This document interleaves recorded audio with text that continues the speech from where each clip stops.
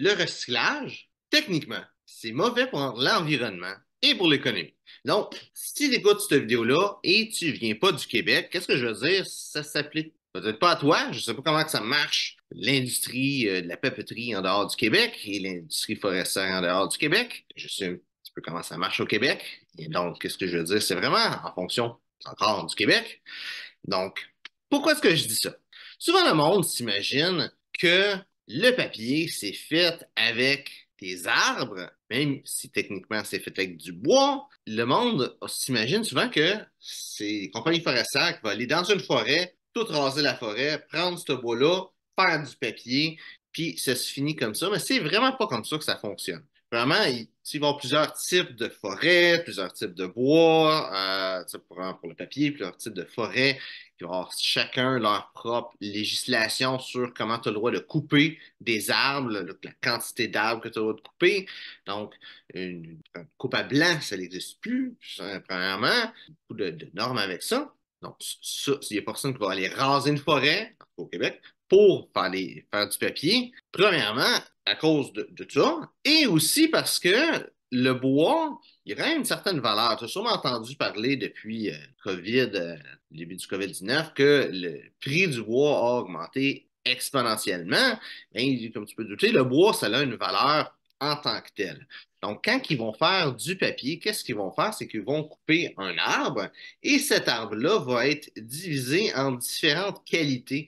Donc, il va y avoir certains tronçons de l'arbre qui vont être une belle qualité pour faire des planches, certains tronçons d'arbres qui vont être une belle qualité pour faire du plywood, certains tronçons d'arbres qui n'auront pas vraiment une belle qualité pour faire quoi que ce soit. Et ce tronçon d'arbre-là va être utilisé pour faire du papier. C'est vraiment la mauvaise qualité de bois. Qu'est-ce que tu ne peux pas faire rien pour la construction qui va être utilisé pour faire du papier. Donc, sur un même arbre, tu vas avoir, mettons, peut-être une moitié de l'arbre. Je donne des chiffres comme ça. Une moitié de l'arbre, mettons, qui va être pour la construction et l'autre moitié qui va être pour faire du papier. Ça peut être pourcentage différent selon l'arbre, selon comment que l'arbre était en santé, et tout ça, ça pourrait peut-être des fois être 75%, 25%, des fois soit de un ou de l'autre. Ça se peut qu'il y ait un arbre au complet, ça soit juste bon pour faire du bois de construction, ça se peut qu'il y ait de l'arbre au complet qui soit juste bon pour faire du papier. Ça va dépendre vraiment de l'arbre. L'arbre, c'est pas fait. C'est pas chaque arbre est exactement le même arbre que l'autre d'à côté. Il va y avoir certains défauts dans l'arbre qui font en sorte si c'est bon ou pas pour une chose ou pour un autre. Donc, il faut comprendre que ces arbres-là, de prendre l'arbre et après ça, de le diviser en parties qui est bonne pour faire du bois pour la construction, on va tout mettre le bois, genre, des planches, du plywood, etc., qui va être utilisé pour utiliser le bois en tant que tel dans une catégorie, même si en réalité il y a plus qu'une catégorie, et celle pour faire du papier dans une autre catégorie. Donc, faire du bois construction va coûter plus cher, va rapporter plus, excuse-moi, que faire du papier, évidemment. Donc, les compagnies ont tout à leur avantage d'aller couper les arbres qui sont dans une belle qualité le plus possible pour faire le plus d'argent possible. Donc, cette petite partie-là qui va rester, qui va être du bois pour faire du papier, au Québec, le gouvernement demande aux compagnies forestières de prendre ce bois-là et il met dealer avec. En réalité, une compagnie qui va aller couper des arbres dans la forêt, qu'est-ce qui se passe? Il ne va pas juste rentrer dans la forêt, couper des arbres, sacrer son camp. Il faut qu'il coupe l'arbre, il faut que le sol soit en belle qualité pour qu'il y ait encore des arbres qui puissent repousser là. Certaines forêts, ils n'ont pas le droit de couper tous les arbres, il y a un certain pourcentage d'arbres qui a coupé, qui sont obligés de respecter ce pourcentage-là, s'assurer qu'il y a un certain pourcentage de pousses qui sont là. C'est beaucoup plus que juste couper des arbres puis sacrer son camp. Donc, le gouvernement du Québec demande ça parce que la plupart des terres à bois au Québec appartiennent au gouvernement et bien, le gouvernement, il dit que c'est le même, ça marche, c'est le même, ça marche. Pour qu'est-ce qui est du petit pourcentage qui reste de terre, un petit pourcentage, c'est près de 25% des terres, donc c'est pas un si petit pourcentage que ça, hein, quand même, qui appartient à des gens. Ces terres-là, il n'y a pas les normes du Québec qui sont là. Oui, après ça, il y a des normes environnementales qui vont être là, que oui, il ne faut pas couper à blanc, tu sais, faut pas faire de coupe à blanc tout court, mais tu peux pas, OK, protection des sols, il y a un certain nombre de pousses qui sont là pour que ça puisse grandir à nouveau, qu'il y ait une nouvelle forêt qui pousse après ça, ou que la forêt ne meure pas si pas été coupé à 100%.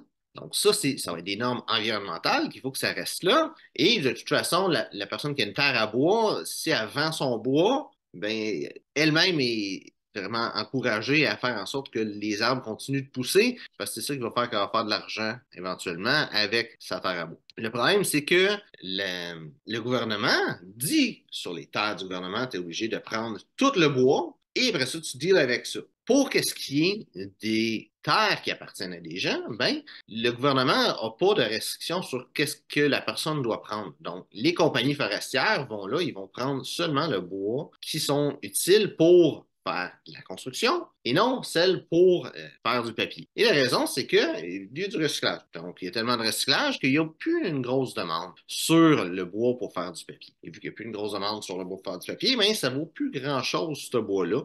Quand le gouvernement force les compagnies à l'utiliser, ben, ils n'ont pas le choix. C'est soit qu'ils n'ont pas le contrat, puis ils ne font pas l'argent, puis ils prennent. Mais là, il n'y aurait pas le reste non plus. Mais il faut qu'il y ait avec les deux. Il y ait avec le bois de construction et le bois pour les papiers, ou ni l'un ni l'autre. C'est comme ça marche avec le gouvernement. Mais quand ça marche avec des terres à bois, ben là, les compagnies, ils ont le plus gros bout du bâton. Ils peuvent dire, regarde, je vais prendre tout ton bois pour la construction, mais sur le papier, je n'ai pas besoin, je vais te le laisser. Puis, la personne peut dire non, mais ça veut dire que son bois ne va pas se faire couper, elle ne va pas se faire de l'argent, ça va nuire à l'économie ou, tu sais, déjà, le fait qu'elle ne prend pas le bois pour le papier va nuire à son économie non plus parce qu'il ne paye pas pour, vu qu'il ne le prend pas. Mais le bois, il est là, il est encore là. Et ce bois-là va juste être laissé là. Il va nuire à l'environnement. Donc là, qu'est-ce que la plupart des personnes qui vont avoir des terres à bois vont faire? Ils vont le couper, puis faire des bûches, puis essayer de revendre ça en bois pour faire des feux.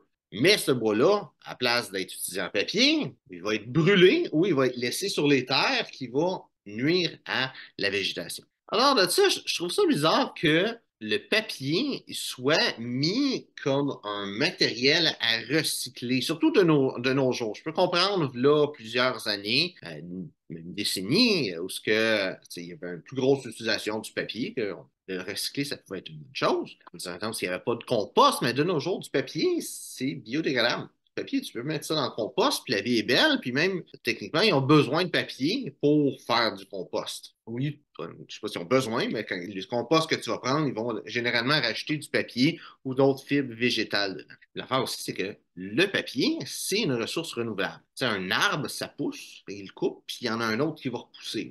Peut-être pas le même arbre, ça va être un autre à côté, mais tu sais, les arbres, ça pousse tout le temps. Versus le métal, le vitre, le plastique, c'est une ressource qui est limitée. Donc, ça, c'est des choses qu'il faut vraiment recycler. Pourtant, je vois beaucoup plus de monde mettre un emphase sur le recyclage du papier, quoique ces temps-ci, beaucoup de choses sur le plastique, parce que c'est un des gros sujets, le recyclage du plastique, mais il y a énormément de monde qui veulent parler du recyclage du papier, quand c'est dans les quatre choses qu'on va recycler, la chose la moins importante à recycler. C'est sûr, un papier comme, pas de même qu'il va avoir du plastique, dessus, tu peux pas me le mettre dans le compost, mais si c'est juste un feuille de papier, une enveloppe, même si c'est comme une petite enveloppe de même, là, que tu enlèves le plastique et le dessus, la colle, tu mets ça dans le compost, ça fait déjà une meilleure utilisation de ton papier que le recyclage. Parce que dans le fond, recycler le papier, ça nuit à l'environnement, comme j'ai dit, parce que le bois qui n'est pas utilisé va être utilisé pour faire du feu ou juste être laissé là à pourrir dans la forêt. C'est pas bon. Et ce bois-là ne va pas être vendu et c'est du monde qui ont des terres à bois. Puis le monde qui a des terres à bois, c'est pas des multinationales avec genre le corps du Québec qui leur appartient. C'est des petites personnes comme toi et moi qui ont une terre à bois de quelques hectares qui veulent juste faire un petit peu d'argent avec ça. Ça nuit à l'économie locale, à l'économie québécoise, des particuliers, des personnes et non aux grosses entreprises. Qui est-ce qui bénéficie du fait qu'on recycle le papier? C'est au contraire des grosses entreprises. Parce que prendre un morceau de bois, c'est sûr qu'on va en boire beaucoup, mais prendre un morceau de bois, de l'amener du point A au point B, le transformer et faire en sorte que ça devienne du papier, ça coûte plus cher que prendre du vieux papier, de le transporter à une autre place. Au final, les deux, il y a un transport à faire, mais c'est juste la transformation du papier, du bois vers du papier, va être plus coûteuse, parce que déjà, ils ont besoin d'acheter le bois en premier, que de prendre du vieux papier puis de le transformer, de le transformer en nouveau papier. Finalement, il n'y a pas une grosse différence, à part le fait que du papier usagé, ça coûte moins cher que du bois. C'est juste ça, ça coûte moins cher pour les compagnies. Si on fait du recyclage de papier, c'est pour sauver de l'argent aux grandes entreprises au détriment des petits producteurs de bois québécois, des personnes qui ont des terres à bois. Et je trouve ça dommage. Le monde met beaucoup trop d'emphase sur le papier. C'est sûr que, comme j'ai dit, c'est du plastique, des affaires dessus. Il n'y a pas grand-chose que tu peux faire pour le compost, là. Mais quand c'est vraiment juste du papier, le compost est un meilleur endroit que le recyclage. Donc, j'espère que tu as aimé la vidéo. Si c'est le cas, like, partage, surtout si tu penses que ça peut être utile à d'autres personnes de connaître ces informations-là. J'espère que tu as apprécié la vidéo. Merci de regarder la vidéo et on se voit une prochaine fois.